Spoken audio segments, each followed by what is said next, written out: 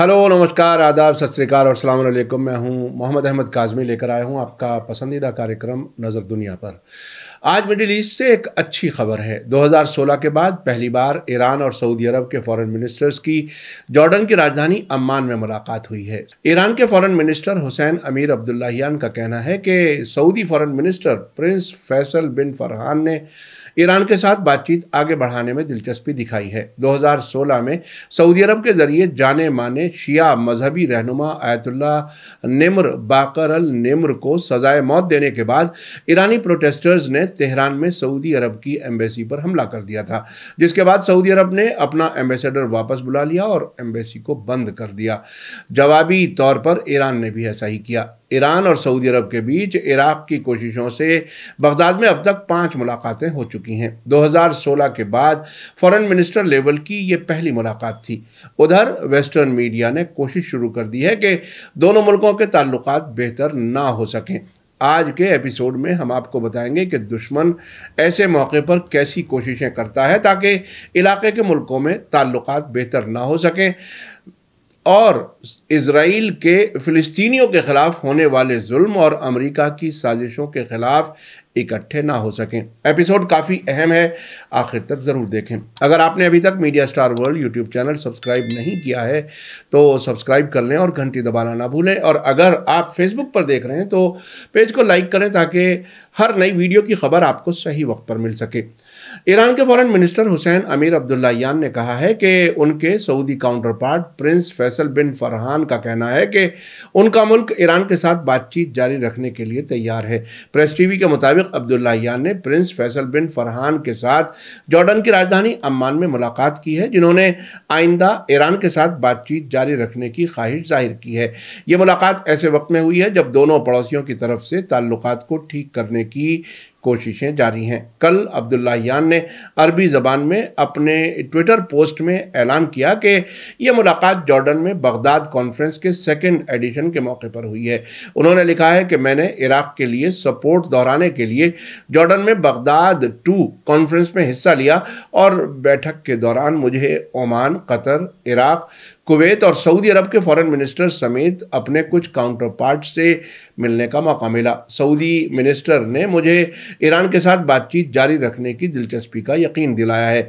Jordan में हुई conference में हिस्सा लेने वाले मुल्कों में ईरान और सऊदी अरब शामिल है, जो इलाके की प्रॉब्लम्स पर बात करने के लिए एक प्लेटफॉर्म मुहैया करने के मकसद से फ्रांस और इराक के जरिए अंजाम दी गई है। Saudi foreign minister prince Faisal bin Farhan पहले ही कह चुके हैं कि उनका मुल्क पॉजिटिव ताल्लुकात के लिए ईरान की तरफ अपना हाथ बढ़ाना जारी रखेगा, जो इलाके की स्टेबिलिटी बढ़ाने में मददगार साबित होगा। ईरान की सरकारी न्यूज़ एजेंसी इरना से बात करते हुए हुसैन अमीर अब्दुल्लाहियान ने कहा है कि उन्होंने बगदाद में शुरू हुए प्रोसेस को जारी रखने की अपनी ख्वाहिश का ऐलान किया है। हम सऊदी अरब के साथ बातचीत फिर से शुरू करने में दिलचस्पी रखते हैं और वे भी यही चाहते हैं। प्रेस टीवी के मुताबिक सऊदी अरब ने ईरान से ताल्लुकात उस वक्त ख़त्म कर दिए थे जब 2016 में जाने माने शिया मजहबी रहनुमा शेख निम्र बाकर अल निम्र को सऊदी अरब में सजाए मौत दिए जाने से नाराज़ ईरानी प्रोटेस्टर्स ने तेहरान में उनकी एम्बेसी पर हमला कर दिया था। मशहद में भी सऊदी अरब के खिलाफ बड़े प्रोटेस्ट हुए थे। प्रेस टीवी के मुताबिक सऊदी अरब ने उस वक्त ख़ास तौर से साबिक अमरीकी प्रेसिडेंट डोनाल्ड ट्रंप की हुकूमत के दौरान ईरान से टकराव वाली फॉरेन पॉलिसी अपनाई थी। ट्रंप के साथ सऊदी हुक्मरानों के नज़दीकी ताल्लुकात थे। ईरानी टेलीविज़न ने कहा है कि ऐसा महसूस होता है कि सऊदी अरब ने हाल ही में तेहरान के साथ दोतरफा ताल्लुकात को फिर से शुरू करने के लिए डिप्लोमेटिक चैनलों और तीसरे मुल्कों के ज़रिए दिलचस्पी दिखाते हुए ईरान मुखालिफ रुख में तब्दीली की है। पिछले साल अप्रैल से इराक की राजधानी बगदाद में दोनों मुल्कों के बीच तनाव कम करने के लिए 5 दौर की बातचीत हो चुकी है। इसी साल जुलाई में ईरान के फॉरेन मिनिस्टर हुसैन अमीर अब्दुल्लाहियान ने इलाकाई बातचीत को आगे बढ़ाने में इराक के जरिए निभाए गए पॉजिटिव रोल की तारीफ की थी और कहा था कि सऊदी अरब के साथ पिछले 5 दौर की बातचीत में पेशरफ्त हुई है।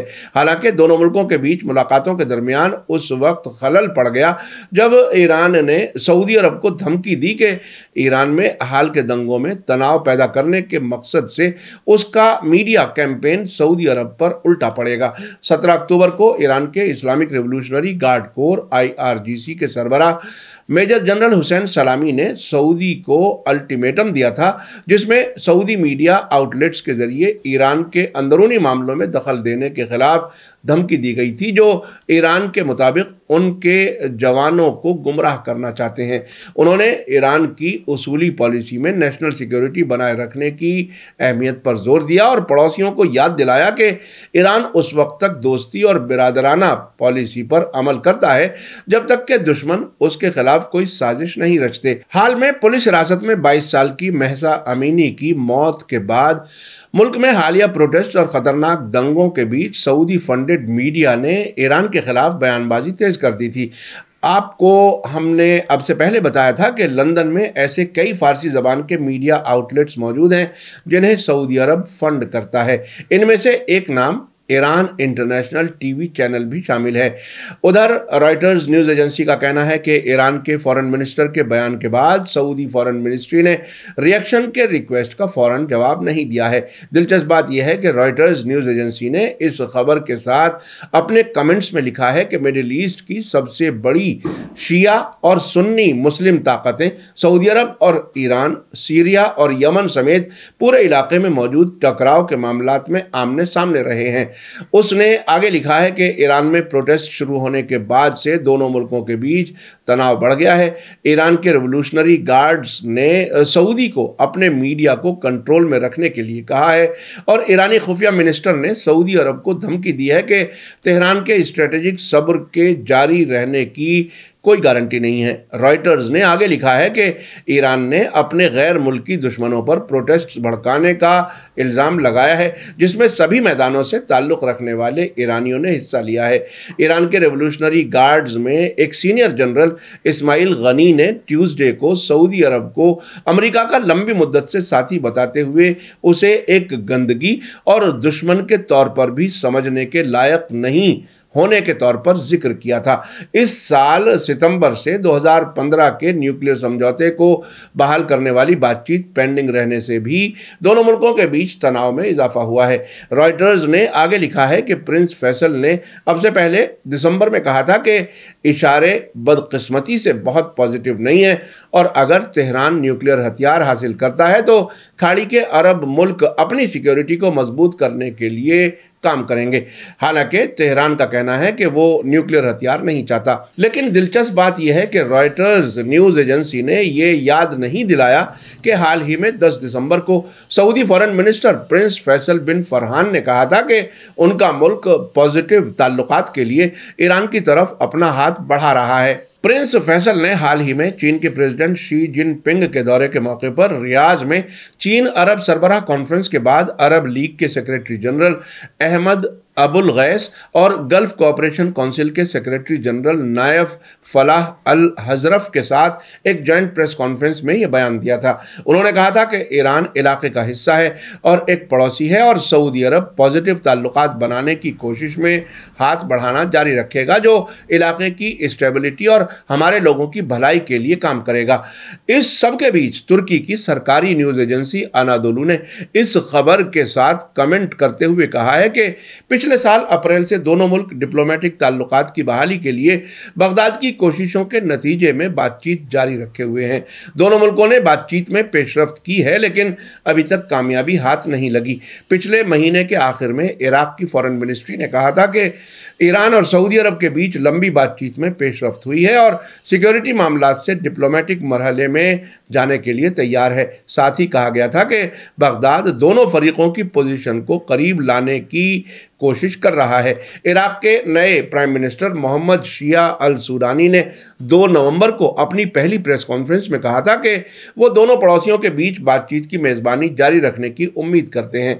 अमीर अब्दुल्लाहियान के अम्मान दौरे से पहले अटकलें तेज थीं कि उनकी सऊदी काउंटर पार्ट के साथ एक मुलाकात एजेंडे में है।